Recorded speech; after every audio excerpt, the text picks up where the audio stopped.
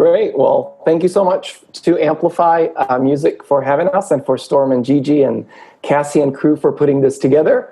I am Armen Shaomian. I'm an associate professor in sport and entertainment management at the University of South Carolina. And I am very excited to curate this panel with some excellent panelists.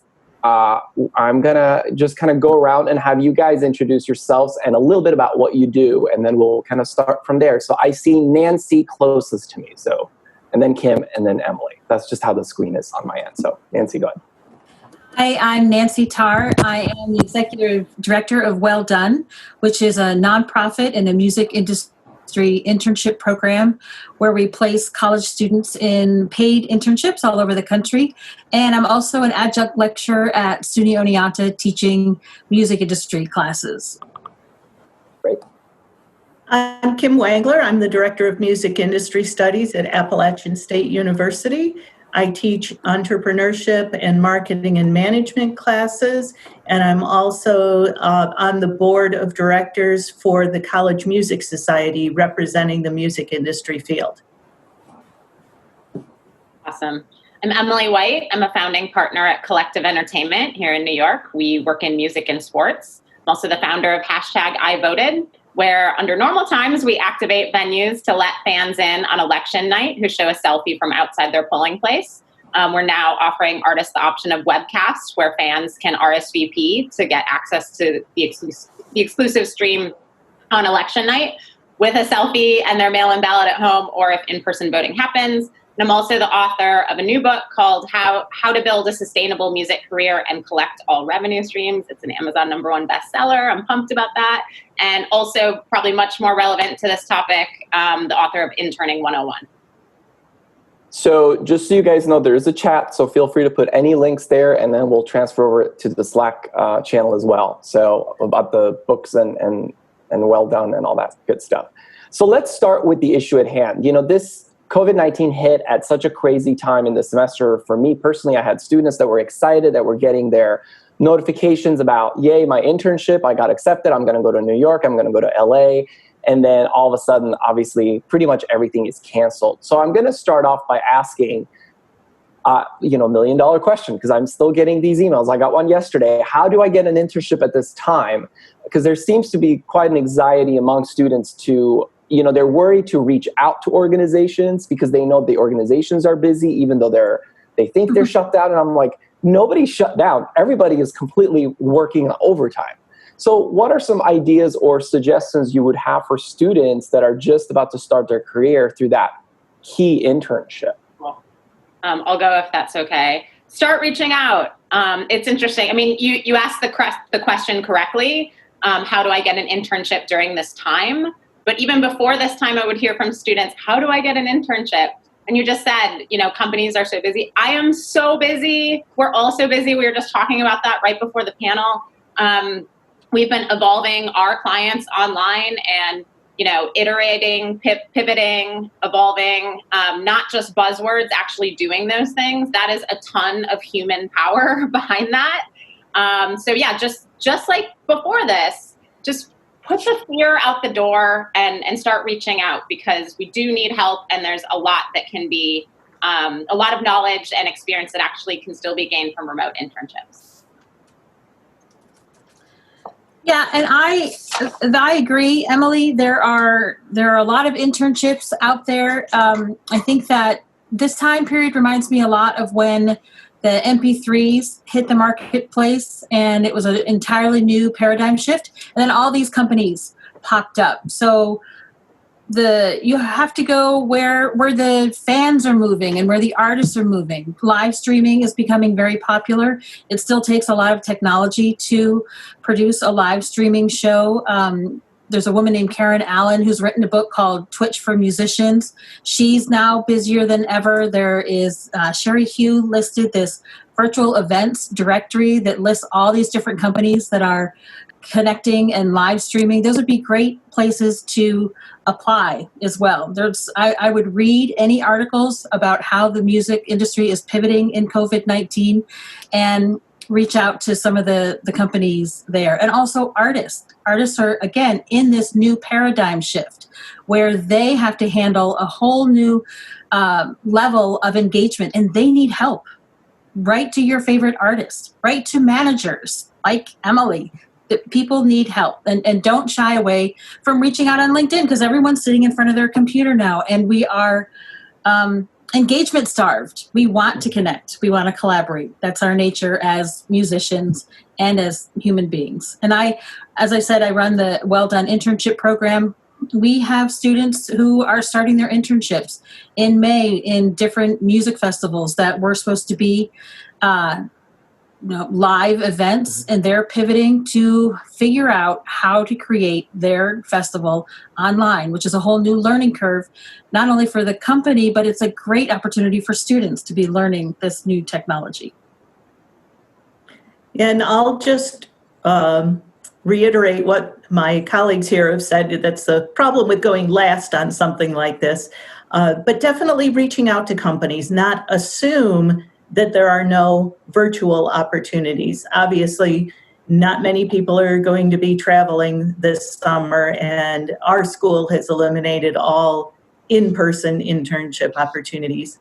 And we are going to offer a class, so perhaps other schools will be offering an alternative experience. And the way we're going to handle that is we're going to ask industry professionals to be mentors on a project. So rather than fully immersing them in this time when their jobs may be shifting, we're just going to ask them to work individually with students. So there may be some opportunities there. And just to echo this real quick, don't, in the interning category, don't wait until there's an internship posting. Just reach out, because we're too busy to post. I've never posted an we need interns thing in my life. You all come to me. So I'm not saying come to me, but I'm saying like the people you want to work with, just reach out. Don't wait for a posting.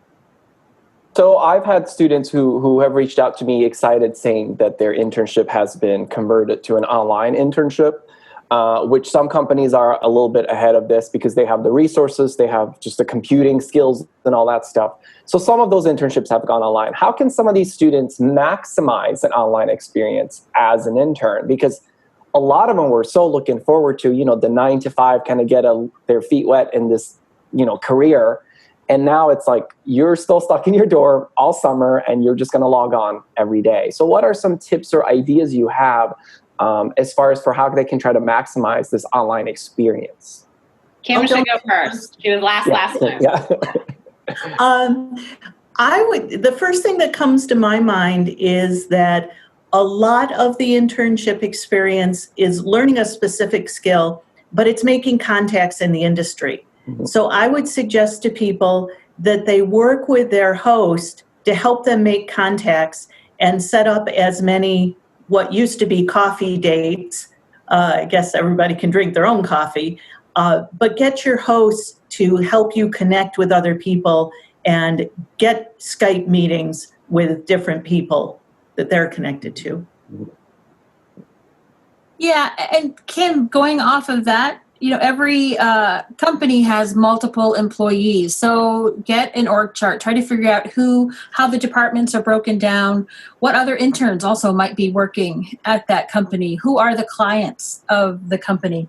And one of the things that I've heard over and over again when I have alumni come and speak in the class is that, hearing their boss speak outside the door. So wherever a student could be participating in the Zoom meeting so that they can hear some of this great information that's being shared, they should, and be proactive. But I think the biggest point I would want to make is time management. If you're interning at home, make sure you set a schedule and that you have time for your tasks and that you're actually doing them and not getting sucked into the Alice in Wonderland aspect of the internet.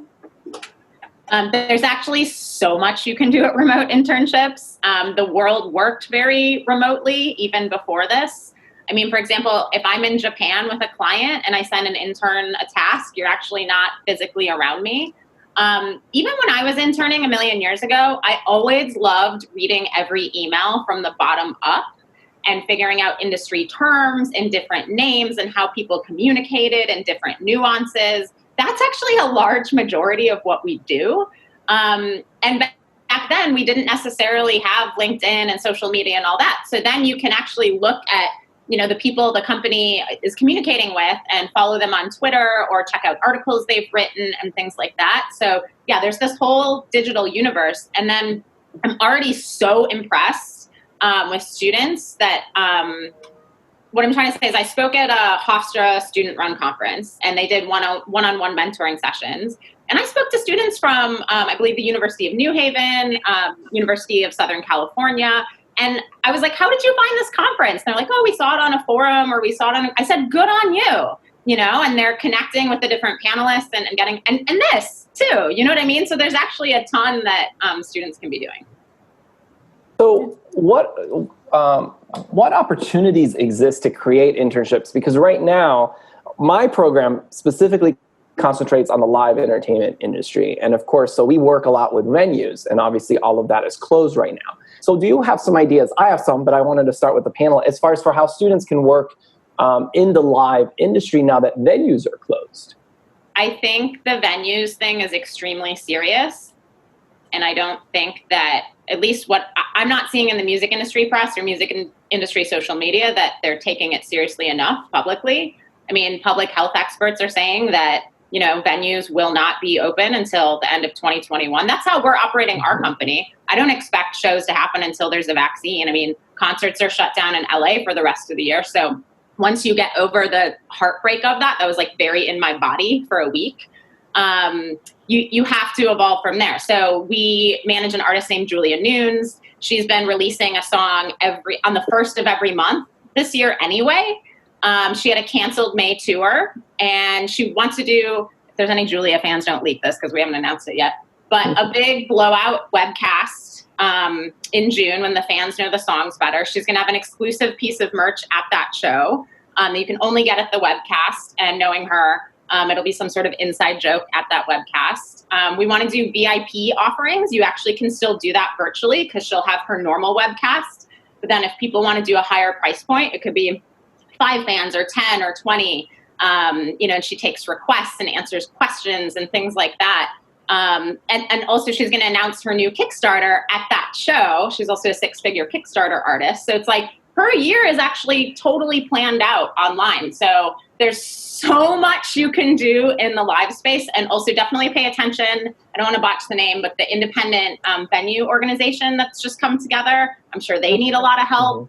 They're going to do a lot of great stuff in Congress and things like that. So it's sad, it's scary for independent venues, but like it was said before, there's a lot of great ways to help artists. And also, last thing I'll say on this, be open-minded to other kinds of streaming, right? Like while we're consuming all this content, I'm sure a Netflix, Hulu, Internship, I'm sure those are and were competitive, but now is the time to also think beyond just our world, in my opinion.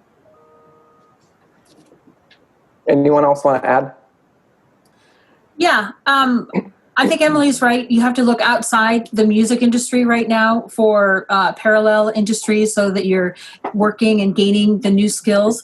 I also think, exactly what you said, Emily, whatever you can do in real life, you can switch it to the virtual world, especially with live streaming. So I know someone who created a music festival in their city where they did a live stream with about 10 different artists, and they connected with the local restaurants in the community. The restaurants paid for banner ads to advertise, and one artist made about $700 or $800. And I saw the stream a week after it occurred, and there were 7,000 views. And then 2 or 3 days later, there were 10,000 views. So I think that there are opportunities for you to do what it is that you love, whether it's, operations, producing, running sound, handling digital marketing. You could do that in your town. You could connect the local music community with the businesses that need advertising and create a home festival, also a local hometown festival. Do that. And also Live Nation, they're doing all of these live streams now too. I think that's called Live from Home. So even these big companies are doing a similar thing. So there are, jobs there. Elsewhere just did a virtual music festival, and I looked at all of the different people who were connected with it. All the people that ran it are on there. All of their Twitter contacts are on there. So if you're a coder, or it had every single job title. So even if you're not an intern, I see somebody asks the question, is this going to be entirely student internship focused? Even if you're, a more, not an emerging level employee, but mid-range, look to see who is actually doing what it is that you want to be doing and reach out to them. Do they need help? Do they have suggestions on how you can get into this new game of live streaming? I'll just go quick because I want to hear what Armen has to say, and I know some folks want us to move on to other topics.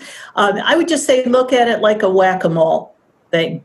As some things are going silent now, other things are popping up. And there really are opportunities out there. You just have to be more broad-minded and entrepreneurial and go find them. I was going to say something similar in that this is a time where new inventions are going to happen, or new types of companies, new types of services. So, I have students that are interested in going into law, and I'm like, well, contact the law. Do you know of an entertainment law firm looking for interns? We're last week of classes. Just find some local ones, say, can I read some cases, or can I just help you with email stuff? I said, they're not going to give you legal things off the bat because you're an intern. But like Emily said, a lot of this stuff is done online anyway. Now, I wanted to pivot because we did have a comment about just student internship, but I want to pivot to something, and this is actually a couple of friends of mine who are in the live entertainment industry in LA. I've been checking in with them and saying, I feel terrible, what are you hearing? And they're like, I can't talk right now. I'm dealing with building a field hospital. So it does, it's complete event management. I mean, you are literally, these folks that are managing music festivals with tens of thousands of people, which also includes all kinds of medical personnel and, all the logistics behind it. I'm seeing more and more live event production companies helping in a completely different way because they actually have the skills. And also kudos to those counties that are hiring these companies because they're realizing they have the skills to literally build a field hospital. So I guess one of my questions to you is, what can they do in general to move their careers ahead at this time? Folks who are in the industry, we are seeing, like I said, some of these where they're, the major cities, but any other tips or ideas for folks that are already in the industry and they're looking to pivot a little bit? Yeah, I mean, pivot is the right word. And again, we're not just saying that because it's a buzzword. So especially, I'm hearing a lot from seniors. I'm sure you all are too. So again, you now is the time to expand your horizons. I want you to go for your dreams as well, but even before this, you should expand your horizons. So for example, my friend Kate, I don't even know how to describe her. She's so modern and incredible, but really a kind of a PR person in media in general. So her company is called Gray Horse. And if you subscribe to her newsletter, she always posts job listings. I probably saw 10 or 15 in the most recent one, which I was surprised by. They're all in media. So I had a student contact me. He's amazing at music and brands, really passionate about mental health. And I said, I know this isn't really what you're going for, but you might want to look at some of these media positions as a senior in the meantime. I know A2IM has job postings on their email list. I saw some in London on CMU Daily. So, they are out there and just continue to take advantage of these resources. And also don't forget the skills that you have. One of my students contacted me who is a senior, and I noticed he's fluent in Spanish and he wants to do sync and publishing work. I'm like, I don't think every sync brief is in English, so start seeking out companies that might speak Espanol. That actually gives them a huge advantage, in my opinion. There are also some great Facebook groups out there that are talking to specifically event operations communities. And Armen, I saw some of these same people pivoting and building field hospitals. Also in your local community, go where the need is. Food pantries. Food pantries need a lot of help with unloading and organizing and handing out material. Farmers markets are also sort of growing, and they're the way they deliver food is changing also. Sometimes you have to order online. So all that has to be packed up and delivered. So that would be another way you could get some event operations experience. I also saw online, I'm pretty sure it's in the Palo Alto region, but as companies think about how they're going to bring their employees back, there's going to be a whole operations logistical protocol there as well. And people who will be on the front lines doing whatever sort of testing is needed to bring those employees back in and record keeping. So Armen, you're right that there are these opportunities, again, as we were talking, in these parallel industries where you can use your skill set, and they're paying jobs. You know, they're actually decently paying people to do these event operations type of work. And I would just jump in to say, to encourage young people coming into the industry, those of us who have been around a while have seen disruption before. Perhaps not to this degree, but I saw through the dot-com burst, I saw through Napster, I saw through the Great Recession, and each of those times, people found that disruption equaled opportunity. And so I would just have you put that on a cheesy thing on your wall there as you look forward. There will be opportunities that come out of this. Seen it before, it'll happen again. I mean, Kim's exactly right. I love it. I love what I'm hearing about entrepreneurship. And for me as an entrepreneur, I am obsessed with things that make sense. So if you see something out in the world that doesn't make sense and you have a better way, now is the time to do it. So this really is going to be a time for innovation. There is, like I said, some really intense things going on in our industry. I was speaking in, it's really bad, I can't pronounce his last name. How do I say Scott's last name? Laguerre? Laguerre, yeah. Yeah, so I was speaking in Scott's class this week and saying the same, or last week, and saying the same similar things about the concert industry. I want to credit him with a sad and brilliant foresight. He's like, I think this is Napster for the concert industry. So we really need to be prepared for that, but we also need to innovate and figure it out for artists and figure our way out of it. There seems to be an interesting form of, in marketing. I mean, you're seeing so many companies having to, again, pivot towards this, new way of life marketing, and anything obviously from toilet paper to, vacuum cleaners and car insurances. And that's also been interesting. I've had friends in the industry that have specialized in the music business marketing. And, most of this is contract work, but they've been the ones that have sought out, because not every company goes to a mega, PR advertising firm. So to your point, there's a lot of ways that you can kind of reach out, but you kind of have to do the legwork and present yourself in a way that it's like, hey, these are my skills and I can apply them to whatever your mission is or whatever you need. I want to touch on that briefly because you referenced something really important. It's like, I had a book come out March 5th, and there's albums coming out and things. I mean, this is my life's work in the music industry, right? And I think it's important to keep going, but it's just as important, if you have art or, whatever you made to share, but it's just as important to be like the opposite of tone deaf. And there's a way to communicate that, right? So this was all happening in March. And I think one of the first things I posted is a podcast went live that I was on, and it taped months ago. And I was like, hey, want to pretend it's a few weeks ago? Like, listen to Ariel and I on this, And it's interesting. I mean, every artist is different, and I do really respect their artistic vision. But who knows what Lady Gaga had planned, right? That she pushed her album release. Maybe there was some big parade or some amazing creative thing we can't think of. But look what's going on with the Fiona Apple record.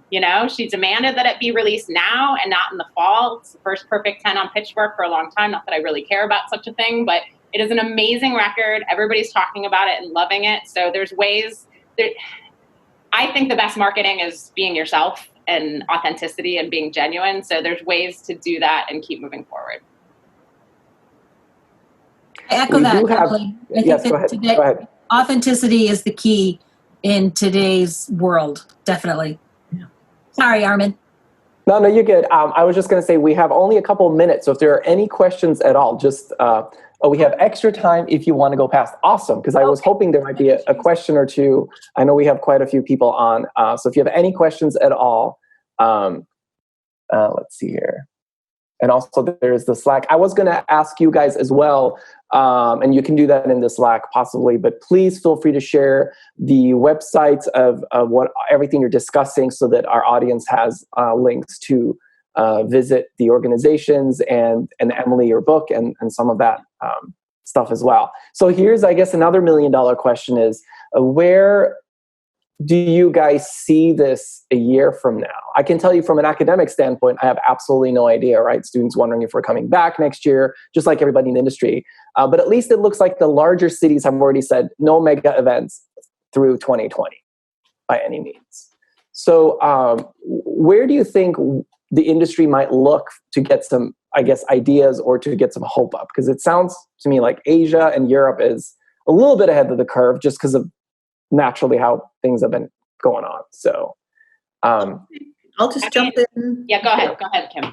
I think we'll see a lot more small events, and I don't necessarily think that's a bad thing. I think there'll be a more authentic connection to artists because there won't be mega concerts for a good long time.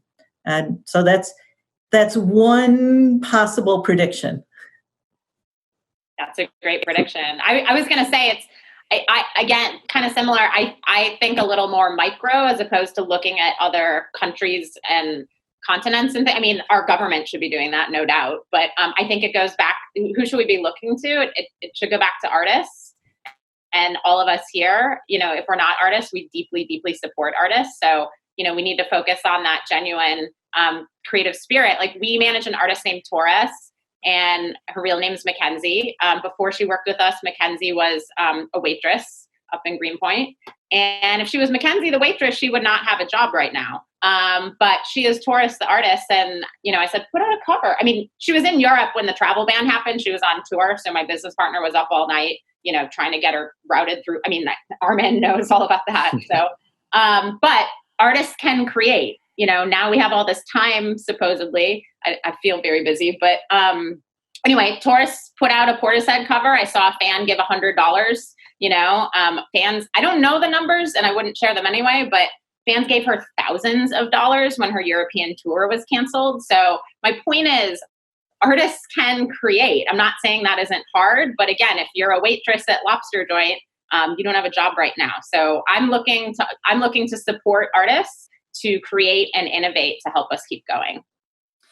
Yeah, I think that there'll be, just like people joke about how there'll be a baby boom after quarantine, there'll be a whole new creative wave happening as well. I think that artists will be creating throughout this next year. I think that, artists like Charlie XCX, she's having these Zoom chats once a week and collaborating with her fans. I think that we're going to see more of that type of collaboration. But I also think that there's going to be this whole collection of recordings that people won't release until this is over, and that they've got more content than to work with once we go live. And artists like John Mayer too, he's got the whole Instagram TV, his funny TV show. I think it's Common Sense. So artists are just sort of moving in this new paradigm and seeing what fits, what works for them.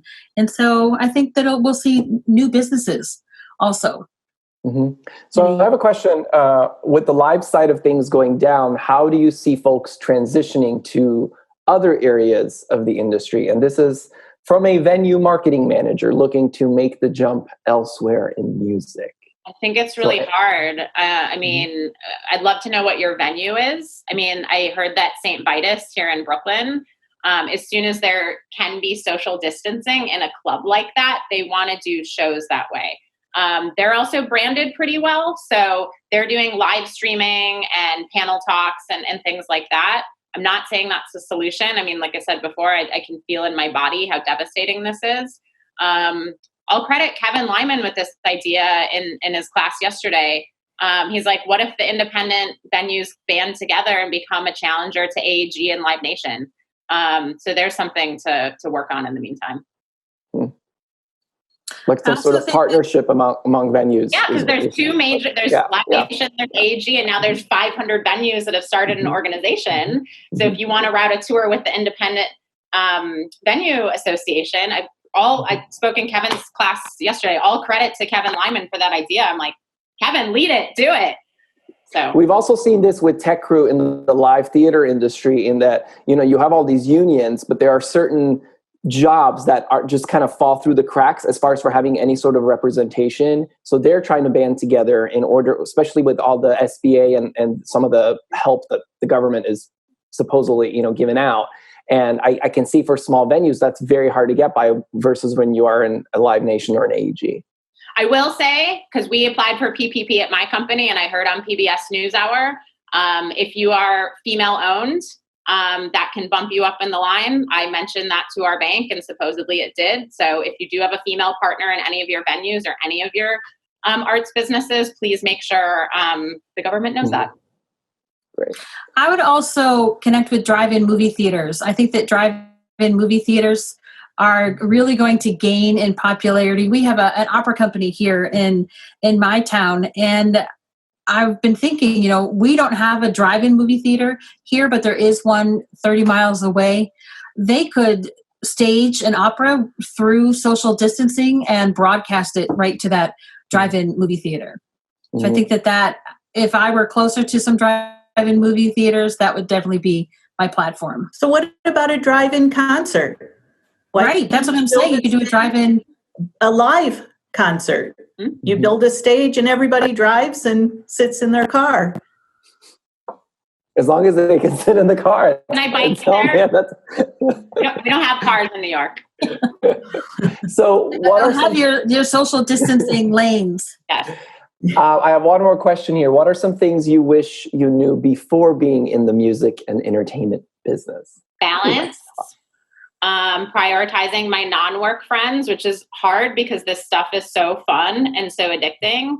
And frankly, knowing what HR was when I was 19 years old. That's something I really try to share with students and educators. It's something we talk a lot more about post Me Too. I had a boss hit on me when I was 19 at a large company. And I often think about what I would tell 19-year-old me. I wish I would have gone down to HR and said, this is what happened to me. You can do whatever you want with that information, but please place me, you know, in another department. So I guess physical sexual harassment won't happen now. So although there's a lot of other issues going on, obviously. But I've brought that up actually in live chats like this where I can see the students. I think this was during Me Too, where I would say, does anyone know what HR is? And it was none of your students. But a lot of times they don't. You know, so just balance, making time for family, non-work friends, and know what human resources is.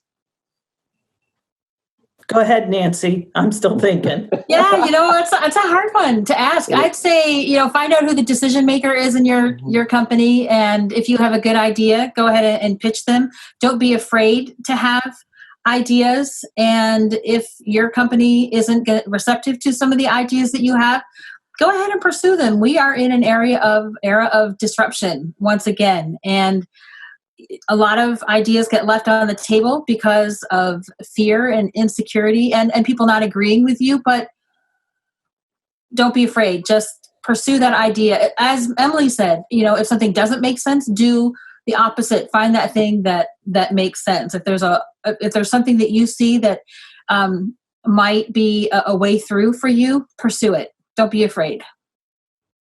So can I say the same thing except use the word intrapreneurship along with entrepreneurship?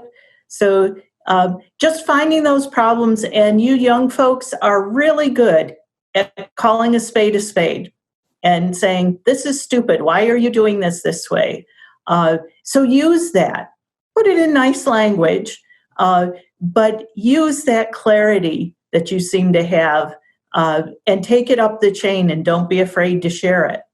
You know, I get this question every day and it can be difficult to answer. And I think I know why this question comes up so often and why it's hard to answer, because it's going to be okay. And you're at the age where it's like, if I go down this path, what happens if I don't take that path? I totally remember all of that. If you work hard, if you are passionate, if you say yes to everything that is ethical and you do everything well and do it with joy, it's going to be okay. I tell my students, this industry is never really settled. It's not a standardized industry like the sport industry, which is also part of my program, right? They have their unions, they have their leagues, they have their tour schedules set up. I mean, everything is down to the dot. Music industry, it's completely entrepreneurial. Even if you work for a large corporation, again, every 10 years, you have the streaming coming up, you have Napster killing CDs pretty much, and then now you have this. So it's constantly in flux. Yep. So I think being a bit entrepreneurial is definitely key. And to Kim's point as well, don't be afraid, don't go up there and give them ideas, and you just have to present, new things. That's how we grow. But as you know, the sports industry is completely in flux. Yeah. I work in the Olympic swimming space. I'm terrified that the Olympics won't happen next year. I can't even imagine training through another year thinking, okay, one more year, I'm going to push past that. And then if there's not a vaccine, I don't know. So I'm pretty freaked out about that as well. I can see some sports games going on, especially football season, without any, spectators, as long as they get tested, which apparently they seem to have plenty of tests for those guys. So I wouldn't be surprised. I think it's such a mega industry that is some sort of normalcy in our culture currently. So I wouldn't be surprised if I see some of that without any spectators, with some sort of televised, game. These guys are getting paid whether they're playing or not. So, any other questions or comments? I know we've run over a little bit. I try to check in with Cassie, but I think she's on another. I'm right here. Sorry. Feel free to keep chatting. Our next session in here is not until 11:15. There are some other sessions that are starting now. So if there's other sessions you want to see, those will still be continuing in the other room. But feel free to keep chatting if y'all are enjoying this. And we have some time. So great. I was going to jump on another session in a few minutes, but I guess to wrap things up, how are you guys working from home now? It sounds like everybody is on overdrive. I mean, this whole idea of working from home was nice for a minute, and then it's just 24/7 because all you have is your office as soon as you wake up. So do you guys ever, log off or just shut off? I have worked from home for 12 years. I love it. I'm a huge advocate of it. It's not for everybody. I've certainly had friends start companies, and a few weeks in, they're like, I need to get out of here. So I've been very, very structured for years. I work out first thing in the morning. I make sure to get out of the apartment to do that. I think fresh air is super important. I meditate before I sit down and work. And I do try to cut it off at 5, 6 p.m., a reasonable time. I try not to work weekends. So for me, I've said for years, before I started my company, I was at a great management company called Madison House. And my commute was very short from Williamsburg to Soho. It was 30 minutes on the subway. Well, that's an hour a day. I'm not sleeping, working, hanging out, exercising, whatever. So I know it's not for everybody, but it's been a really efficient way for me to work for years. And I do think it's a hangover from being a tour manager. I tour managed from age 20 to 23. So and Nancy's seen it. Nancy and I shared a hotel room at Bonnaroo. Like, I just set up where I am. Doesn't matter where I am in the world, but I keep those normal business hours. I've worked from home for a long time. Sorry, Kim, for a long time as well. And I mean, this has been my office also. Just, I can work from anywhere as long as I have an internet connection. But I love Emily's schedule. I admire that. And I sort of flip it. I usually work and then shut down and go out and exercise. I'm in a rural environment, so we can get out and go hiking. My dog needs exercising. I am homeschooling 2 children as well. So we do try to keep sort of a normal schedule however we can. And then I eat dinner more so, with the family than I have in a long time also. But the routine is really good. Let me add one pandemic specific thing. I think this is really important for all humans.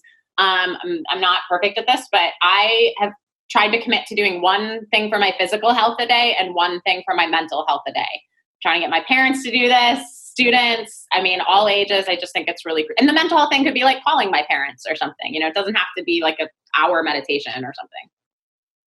I'll come from a different angle. I hate working from home. I'm struggling with it. I still get outside to exercise, but I do not like this. It's hard for me to be in a work mode when I'm in my home mode.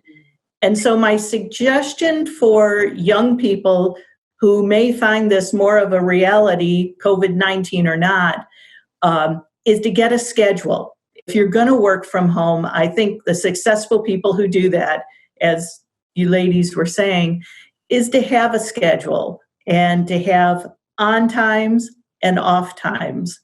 And I'm struggling with the off times because the computer is always there and it's drawing me and it's this sucking force. And so Saturday, computer goes off Friday night. I'm not checking in on Saturday. I can't do it all weekend. I'll be back on Sunday. But I would suggest to you young folks, it's all about having a schedule, and so that you are fully in to your work when you're working, and then you get away from it so that you get refreshed so you can go back at it again. And don't be too hard on yourself if you don't nail that schedule. I had a big speaking engagement a couple weeks ago, and I was up early, going out to run at 7 a.m. I was locked inside my apartment for 5 hours. Some spring broke in the knob or something. And it's just like, I can't be hard on myself, right? It doesn't have to be something like that. But yeah, the schedule is important. But if you miss a thing or something, just be kind to yourself. Great. Especially nowadays. Yeah. And I made the speaking engagement. It wasn't that. It's just I didn't expect to start my day at noon. But that's another story. I think we're going to wrap up there so that folks can get a chance to jump on some of the other awesome panels. I want to thank Nancy Tarr, Kim Wangler, and Emily White for joining us today. The link to the panel is there if you guys want to connect with any of us. Everybody's in LinkedIn and contact information is there. And also, if you have any questions or want to continue the conversation, the Slack link is also right here I'm posting it right now. Slack doesn't just shut down today. This is going to be, it's a link forever for this panel. So anytime you make a comment, I know I get an email because that's how I signed up. So feel free to comment or, carry on the conversation there, and we'll take things from there. Thank you very much, ladies, for joining us.